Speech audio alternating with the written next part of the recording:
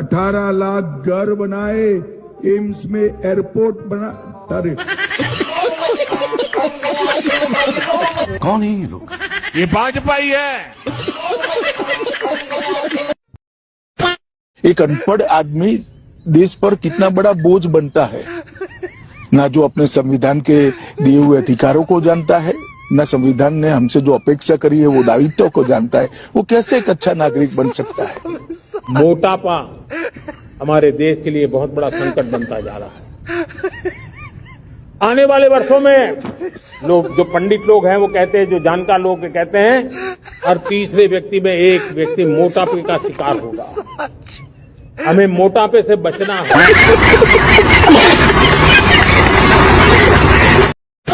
2014 से जब से आया कागज में ही उलझा के रखा। पहले आधार कार्ड बनाओ, आधार कार्ड बनाने के बाद फिर कहा कि आधार कार्ड को बैंक से जोड़ो, फिर गैस कनेक्शन से जोड़ो, फिर पैन कार्ड को आधार कार्ड से जोड़ो, फिर वोटर आई कार्ड को आधार कार्ड से जोड़ो। ये लगभग जब से 11 साल से लोग को कागज में ही उलझाया हुआ है। और अभी तो रुको, जब से मोदी जी आए बिंदास कागज ढूंढिए, कागज में लगे रहिए, कोई टेंशन नहीं, विदाउट टेंशन। 5 किलो राशन लीजिए, रोटी बनवाइए, कागज ढूंढिए। भाई से कुछ ज्यादा नहीं हो गया, मतलब कुछ भी।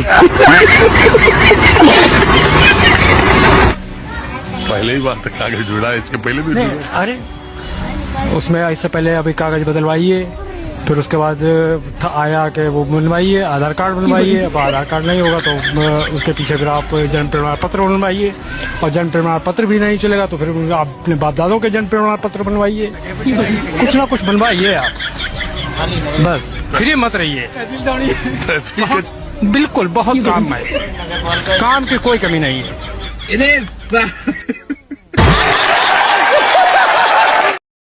यार जब हमारे देश में अनपढ़ प्रधानमंत्री बैठेगा, देश अडानी अंबानी के हाथों में सौंप देगा, तो संकट तो आएगा देश के ऊपर। वो कौन सी नई बात है, हमको बताओ ना। अरे भाई क्या बताऊं मैं।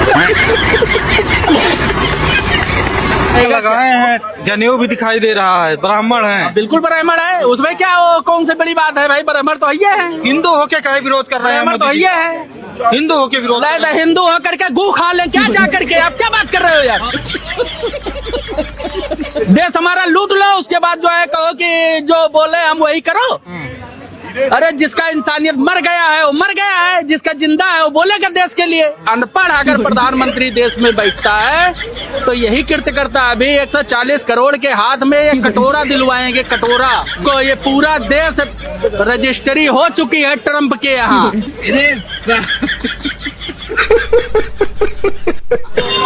वहाँ कहाँ ये अनपढ़ बाबू जा करके साइन कराए हैं, कुछ पता नहीं। अभी ये धीरे धीरे उजागर होगा। ये तो लेने के देने पड़ गए। और नरेंद्र मोदी क्या है? प्राइम मिनिस्टर है, वो प्रधानमंत्री है। और राहुल गांधी जिंदाबाद जिंदाबाद। अभी भाजपा जिंदाबाद कर रही है। भाजपा जिंदाबाद है, सारी जनता जिंदाबाद है। और कांग्रेस मुर्दाबाद है। कांग्रेस मुर्दाबाद क्यों? तो नहीं मानता मैं नहीं मानता किसी को। कैसा वोट है ये जो बोल रहा है कांग्रेस मुर्दाबाद। और राहुल गांधी जिंदाबाद जिंदाबाद। कांग्रेस पार्टी मुर्दाबाद है लेकिन राहुल गांधी जिंदाबाद है।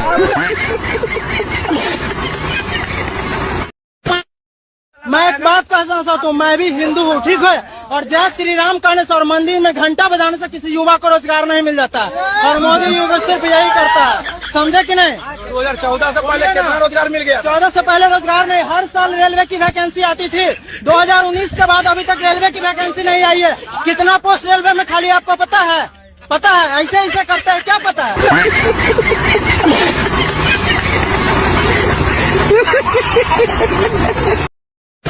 पर देश का रिजर्व बैंक तो कहता है कि 99.8%, एक मोटा मोटा आंकड़ा, उतनी करेंसी वापस आ गई।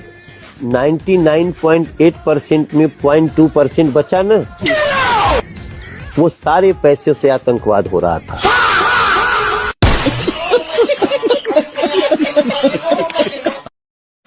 चलिए एक भाई साहब है, उनसे सवाल कुछ पूछते हैं। आइए देखते हैं, मजा आएगा। देखिए क्या बताते हैं। भाई साहब एक प्रश्न है आपसे।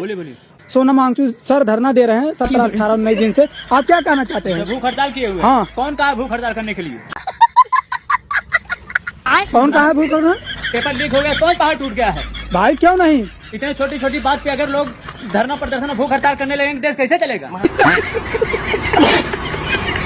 बच्चों का भविष्य खराब हो रहा है, भूख हड़ताल कोई नहीं। भविष्य खराब हो गया बच्चों का जो पढ़े लिखे हमारे मोदी जी 35 साल तक भिक्षा मांग के खाए थे, ये लोग 10-5 साल तक भिक्षा मांग नहीं खा सकते। उनकी हालत खराब हो गई है नाजुक। तुमको लग रहा है हालत खराब? बाथरूम में जाके खाते हैं? क्या खाते हैं? क्या खाते हैं? बाथरूम में क्या खाया जाता है? सेब संतरा रखा हुआ है, सब उसमें खा रहे हैं। जब तक इस देश में शेर जिंदा है तब तक कोई कुछ नहीं कर पाएगा।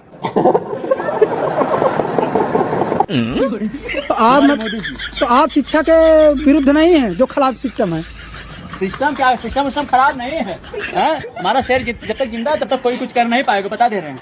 एकदम अंधभक्त हो।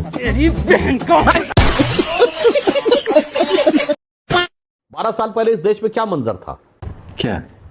कौन सा ऐसा इलाका था जहां धमाके नहीं होते थे? मैं सिर्फ कश्मीर की बात नहीं कर रहा हूं, दिल्ली, मुंबई, जयपुर, लखनऊ, फैजाबाद, वाराणसी, गुवाहाटी, हैदराबाद, बेंगलुरु। अच्छा।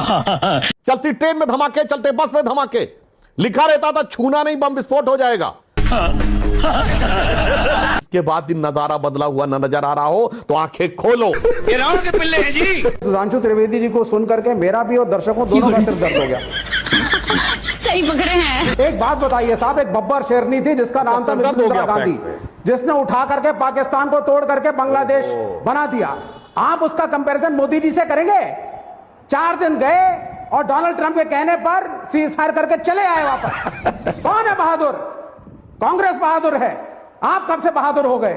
आपने हमेशा कॉम्प्रोमाइज किया अंग्रेजों के साथ, आप भी कर रहे हैं आप। लेकिन देशभक्ति और बहादुरी के मामले में कांग्रेस के सामने बीजेपी कहीं नहीं ठहरती, आरएसएस कहीं नहीं ठहरती। देश में जितने संगठन और जितनी राजनीतिक पार्टी हैं, सबसे कायर और सबसे ज्यादा देश विरोधी पार्टी भारतीय जनता पार्टी है या आरएसएस है। आरबीएस बड़ी अच्छी बात कही आप। 26/11 की आप बात कर रहे हैं। 26/11 में हमने ये देखा कि हमारे सुरक्षा बलों ने बहादुरी पूर्वक उन आतंकवादियों को मुकाबला किया। कई सुरक्षाकर्मी शहीद हुए, एक आतंकवादी को जिंदा पकड़ा और यह सिद्ध किया कि यह हमला पाकिस्तान ने कराया है, सबूत दिया इस बात के। लेकिन पुलवामा में हमला हुआ और अभी पहलगाम में हमारे लोग मारे गए, कहीं मुकाबला होते हुए नहीं दिखा। बात तो सही है। और भारतीय जनता पार्टी फिर भी गर्व के साथ छाती फुलाती है कि हाँ हम ज्यादा देशभक्त हैं।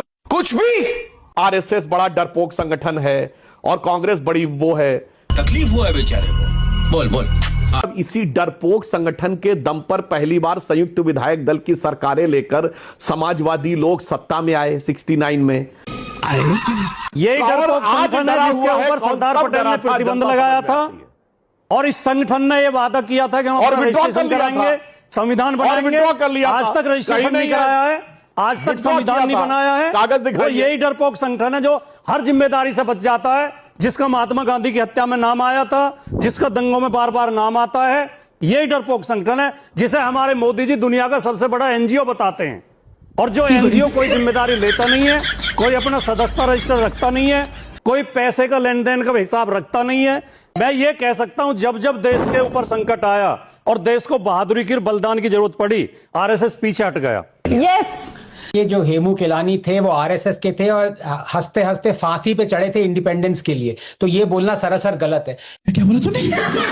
1925 का संगठन है, एक आदमी ले आए आप एक नाम। गजब बेइज्जती है। आप सुन तो लीजिए, आपको इतनी तकलीफ क्यों होती है? नहीं आप अगर मेरे को बोलने तो दीजिए। आप प्रधानमंत्री का नाम लेते ही आप कूदने लग जाते हैं। वो भी नहीं सुनना चाहते, आप भी नहीं सुनना चाहते। आपको हाँ चलिए। एक इंटरव्यू था राजीव शुक्ला जी का, आपने देखा है वो? जी बिल्कुल देखा। उसमें वो कहते हैं कि मैं हाई स्कूल से आगे नहीं गया। क्या बात कर रहे हैं? एक और भाषण चल रहा है सोशल, जिसमें वो कहते हैं मैं पढ़ा लिखा नहीं हूं, पढ़ाई लिखाई जरूरी नहीं है। अरे बाप रे। अगर किसी देश का प्रधानमंत्री ये विचार रखता है कि पढ़ाई लिखाई विकास के लिए जरूरी नहीं है, वो देश कैसे तरक्की कर सकता है। ऐसा विचार उन्होंने रखा नहीं। सुन तेरी भी जली ना। नहीं, ऐसा विचार नहीं। देखिए, अगर आप ऐसी बात कर रहे हैं तो ऐसा मेरे को बात पूरी तो करने दीजिए। आप जो बोल रहे हैं कि पढ़ाई लिखाई जरूरी नहीं है, वीडियो चला दीजिए। ऐसा विचार तो उन्होंने कभी नहीं रखा। वीडियो चला दीजिए। जरूरी नहीं है। तेरा तो गेम बजाना पड़ेगा। वीडियो चला दीजिए। आप एक मिनट, मेरे को बात पूरी नहीं करने दे रहे, मुझे इसमें तकलीफ है। अच्छा चलिए। आप उनकी वकालत कर रहे हैं, मैं पूरा वकालत देश नहीं, देखता है कि आज मीडिया कैसे वकालत कर रहा है। ये बड़ी अच्छी बात कही। मैं वकालत नहीं कर रहा। आप मुझे बुला के मुझे ही बोलने का मौका नहीं देते, ये भी तकलीफ है मुझे। ये भी देश देख रहा है कि पूरा मौका दिया आपको। बुलाया करना, वो तो चाहते ही हैं कि आप ना बुलाया करें मुझे। ये तो धोती खोल रहा है। ये भी पूरे देश देख रहा है कि पूरा मौका दिया। मैं जानता हूँ कि आपको डांट पड़ेगी आज उनसे, कस के डांट पड़ेगी। उसी की अभी आप सफाई तैयार कर रहे हैं कि देखो मैंने उसको बोलने नहीं दिया जी, बीच में टोक दिया। अच्छा देखिए, आप मेरे को बोलने दीजिए, बिल्कुल। उसके बाद बोल लीजिएगा। जी। जो मैं बोल रहा हूँ, एक पेन दे दो भाई इनको, ये लिख लेंगे जो भी इनको काटना। बोलिए। पेन ले लो आप बोलिए। रुको जरा, आप मेरे को बीच में, आप जब पूछ रहे थे मैंने काटा आपको। नहीं, लेकिन तो आप मेरा इंटरव्यू ले रहे हो आप। बोलिए। मेरा इंटरव्यू ले रहे हो तो मेरे को बोलने दोगे कि नहीं बोलने दोगे? बोलिए सर। अगर आपने मेरे को बुलाया है तो आप मेरे को बुलाया है तो मेरे को बोलने तो दो। मेरा फ्लो क्यों तोड़ रहे हो? अच्छा चलिए, आप लिख लीजिए, मेरे को बाद में बोल दीजिएगा कि अरविंद जी आपने ये जो बोला ये ठीक नहीं था। ठीक है, बात तो सही है। चलिए, आप बीच में इस तरह से आर्ग्यू कर रहे हैं, ये आपका, चलिए बोलिए। ये दिखाता है कि कहीं ना कहीं दिल में कमजोरी है। चलिए, आप बस हवा निकल गई।